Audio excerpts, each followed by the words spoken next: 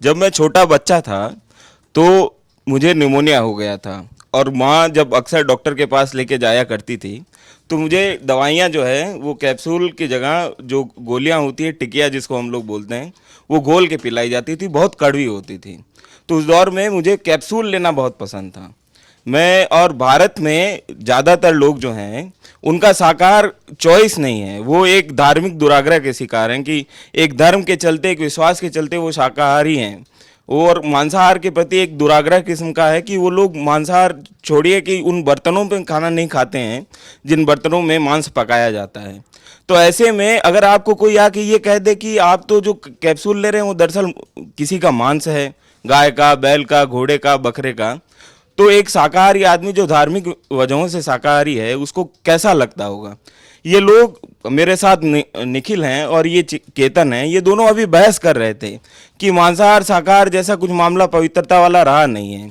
तो इन्होंने एक स्टोरी की है अभी कि किससे बनता है कैप्सूल जिसका ऊपरी हिस्सा जान के बहुत से लोगों को घिन आ सकती है। निखिल, क्या है ये स्टोरी?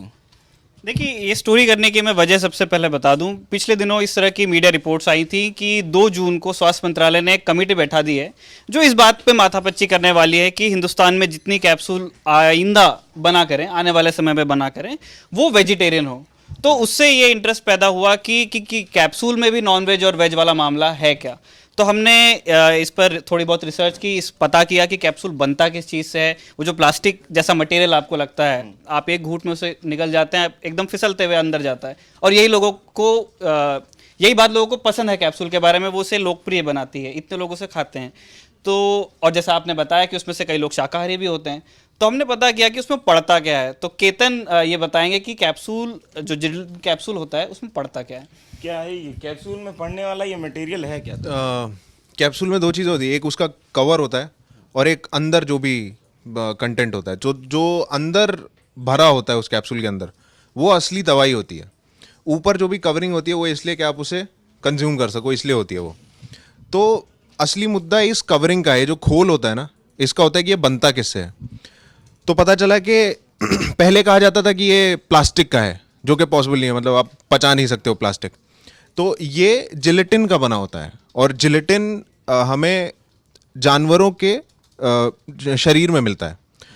और स्पेसिफिकली जो कैप्सूल बनाते हैं उसके लिए जो हमें खोल जो हम बनाते हैं उसके लिए 2 जानवर इस्तेमाल होते हैं। एक होता है, मेनली 2 जानवर इस्तेमाल होते हैं, एक होता है सांड और एक होता है सूअर।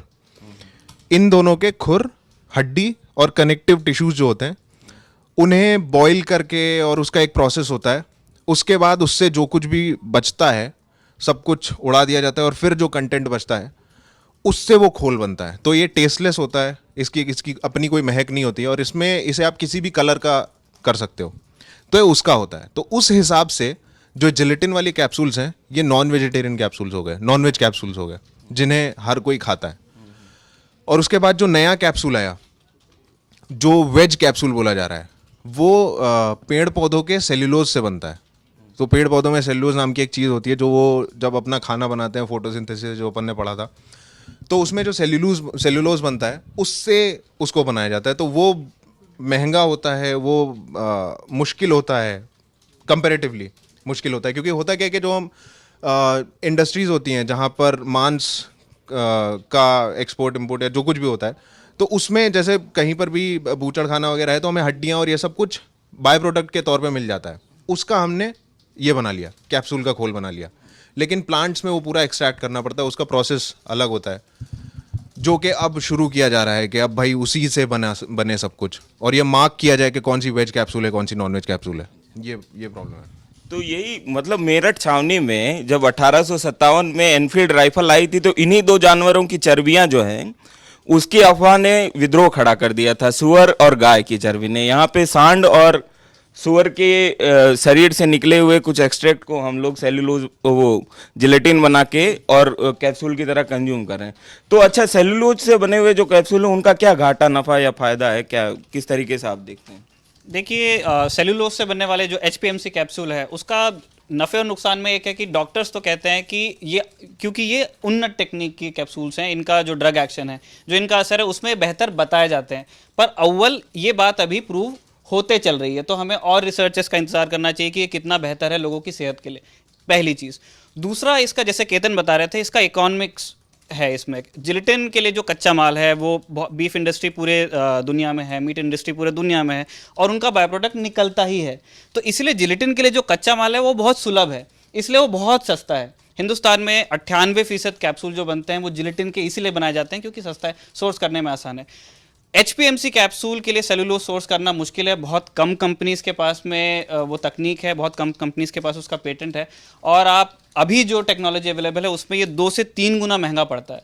तो आप ये देखेंगे कि जो कैप्सूल की लागत जब बढ़ेगी 2 से 3 गुना से, और अगर हम स्विच कर जाते हैं HPMC पे, तो लोगों की दवाओं की कीमत बढ़ जाएगी और वो 2 से 3 गुना तक हो सकता है। तो ये मेजर मतलब कॉन्ट्रडिक्शन इस बहस में यही है। और दूसरी एक चीज़ जो मैं अपने तरफ से जोड़ना चाह रहा था है कि वेज और नॉन वेज की बात हो रही है, तो क्या इस भाषा में दवाइयों को लेके बात होनी चाहिए? क्योंकि ये बहस अब उठ के खड़ी हो जाएगी कि बहस पे थोड़ा बाद में आते हैं। पहले मेरे को एक वाकया इसी बात से याद आ गया, सेल्यूलोज से। जब मैं स्कूल में पढ़ता था तब कन्हैया लाल सेठिया की एक कविता थी राजस्थानी में, वो मेरे को बहुत पसंद थी। हरे घास की रोटी जो बन बिलावड़ो ले भाग्यो।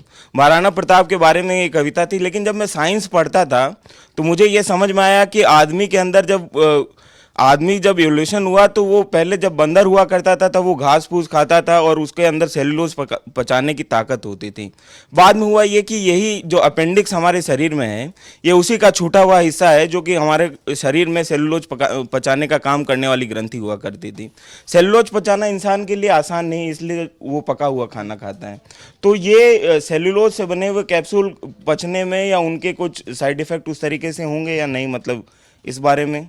नहीं, इसमें इसके लिए भी मैं यही कहूँगा कि इसके लिए दरअसल ये है कि अभी ये तकनीक रिसर्च के फेज़ में है। इनका कमर्शियल प्रोडक्शन अभी अभी शुरू हुआ है।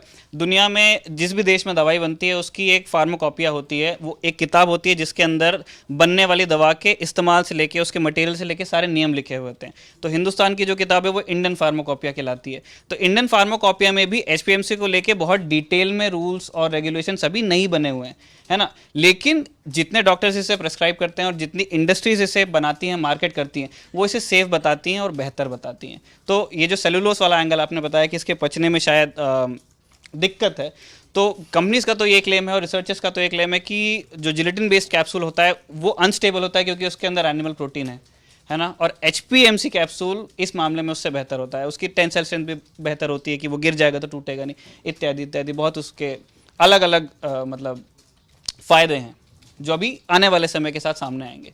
पर ये बहस इसलिए आ गई है क्योंकि भारत में स्वास्थ्य मंत्रालय इस बारे में विचार कर रही है। पिछले साल से महिला एवं बाल कल्याण मंत्री जो है मेनका गांधी, वो लगातार सरकार को लिख रही हैं कि हिंदुस्तान में कुछ समुदाय ऐसे हैं, जैन हैं और हिंदुओं में भी कई समुदाय ऐसे हैं जो जिलेटिन की वजह से इन कैप्सूल्स को खाना पसंद नहीं करते। तो इनकी भावनाओं को ध्यान में रखते हुए हिंदुस्तान पुश करे कि आने वाले समय में HPMC के कैप्सूल्स ही हिंदुस्तान में यूज़ हों। तो ये एक मतलब ऐसे एक डेवलपिंग बहस है जो चल रही है। तो ये दवाओं के मामले में वेज और नॉन वेज की जो बहस है इसको आप किस तरीके से देखते हैं? मतलब देखिए, मेरी निजी ओपिनियन तो इसके बिल्कुल खिलाफ है। दरअसल हुआ ये था कि पिछले साल मई के आसपास स्वास्थ्य मंत्रालय ने इस तरह का एक प्रस्ताव लाया भी था कि HPMC का जो कैप्सूल होगा उसके ऊपर एक हरा डॉट बनाया जाएगा। अभी हरा डॉट आप उन सामान के ऊपर देखते हैं जो वेजिटेरियन होते हैं। अगर आप जैसे मैकडी जाएंगे तो वहाँ दोनों तरह का खाना बनता है, तो अगर आपका वेज बर्गर है तो उसके ऊपर एक हरा डॉट बना होता है। तो ये पहल लाने की कोशिश की गई थी, पर लेकिन स्वास्थ्य मंत्रालय के अंदर ही जो मतलब बॉडीज़ होती हैं उन्होंने कहा कि यदि आप इस तरह के चेंजेस लाएंगे दवा के पत्ते पे, तो जब हरा डॉट होगा तो लोग लाल डॉट भी ढूंढेंगे, और जब वो दिखने लग जाएगा तो लोगों के अंदर एक हिकारत पैदा होती है ना, जैसे जो नहीं खाना चाहता। तो और दवा पसंद का मुद्दा नहीं होता है। दवा डॉक्टर ने आपको प्रेस्क्राइब की है, आपको वो खा लेनी है क्योंकि वो आपकी सेहत के लिए है, वो आपके टेस्ट के लिए नहीं होती है। तो मेरी पर्सनल राय तो यही है कि इस भाषा में बात भी नहीं होनी चाहिए और इस तरह के प्रस्ताव भी थोड़े संभल के इन पर कदम उठाए जाने चाहिए। हाँ, लेकिन लोगों के धार्मिक विश्वास तो अपनी जगह है ना, वो आप उनको किस तरीके से, मतलब ये उनके धार्मिक विश्वास का मामला भी है ना। बहुत सारे लोग जो हैं वो अपने धार्मिक कारणों की वजह से शाकाहारी हैं ना, अपनी चॉइस की वजह से तो नहीं है। देखिए, एनिमल वही बात है, क्योंकि अगर आप एनिमल प्रोटीन पे चले जाते हैं तो फिर एनिमल प्रोटीन आप दिन रात खा रहे हैं। जो शिवलिंग पे जो आप दूध चढ़ा रहे हैं उसमें एनिमल प्रोटीन है। कृष्ण का जन्म होता है तो उसमें आप खीरे में से निकालते हैं, उसमें दही से जब अभिषेक होता है तो उसके अंदर भी एनिमल प्रोटीन है। तो ऐसा आप कहाँ कहाँ से आप अपनी ज़िंदगी से इसको निकाल देंगे? ये पार्ट एंड पार्सल है लाइफ का। तो आप एक चीज़ ढूंढ के मतलब उसे निशाना मत बनाइए। और लोगों की सेहत से जुड़ा मामला है, इसलिए मैं चाहता हूँ कि इससे थोड़ी सी सेंसिटिविटी के साथ मतलब डील किया जाए। केतन, आप कुछ कहना चाहेंगे इस बारे में? मेरा ये है कि मुझे पर्टिकुलरली मुझे तो नहीं मुझे प्रॉब्लम नहीं होगी, मुझे वेज कैप्सूल खिलाई जाए, नॉन वेज कैप्सूल खिलाई जाए, कोई भी कैप्सूल खिलाई जाए। लेकिन अगर मुझे मेरी मम्मी को ये पता चल गया तो उन्हें बड़ी मुश्किल होगी कि वो कैप्सूल खिलाने में। वो अपने प्राण त्यागने को तैयार हो जाएंगे लेकिन वो कैप्सूल नहीं खाएंगे, तो उन्हें समझाना बहुत ज़्यादा मुश्किल होगा। तो अब इसमें क्या होगा मुझे नहीं पता। अब ये हरे डॉट वाली कैप्सूल आएगी नहीं आएगी, कंपलसरी कर दी जाएगी नहीं करी जाएगी, मुझे नहीं पता। लेकिन देखते हैं इसमें क्या होता है। और वो सेल्यूलोज वाली बात सच है कि मतलब उसके बारे में यही कहा जा रहा है। एक्चुअली प्रॉब्लम ये भी है कि जो लोग सेल्यूलोज वाली कैप्सूल्स को प्रमोट कर रहे हैं और जो लोग जिलेटिन वाली कैप्सूल्स को प्रमोट कर रहे हैं, वो दोनों ही अपने अपने बारे में बता रहे हैं कि हमारी ज़्यादा इजीली डाइजेस्टेबल है। वो दोनों ही लोग ये बता रहे हैं ऐसा। मुझे बहुत सारी जगह पे पढ़ने को मिला कि जो जिलेटिन वाली कैप्सूल है वो ज़्यादा इजीली डाइजेस्टेबल है। तो देखते हैं, अभी वही बात है कि रिसर्च चल रही है, उसमें क्या आता है वही सभी कुछ डिसाइड करेगा। खाने पीने की आदतों से शुरू हुई शाकाहार की बहस और मांसाहार की बहस अब दवाओं तक पहुंच गई है। और इस समय थोड़ा सा इस पूरे मामले पर ठहर के सोचने की ज़रूरत है। ललन टॉप पे ऐसे ही वीडियो देखने के लिए हमें फेसबुक पे लाइक करें, सब्सक्राइब करें। कैमरे के पीछे हमारे साथ है रजत सेन। शुक्रिया।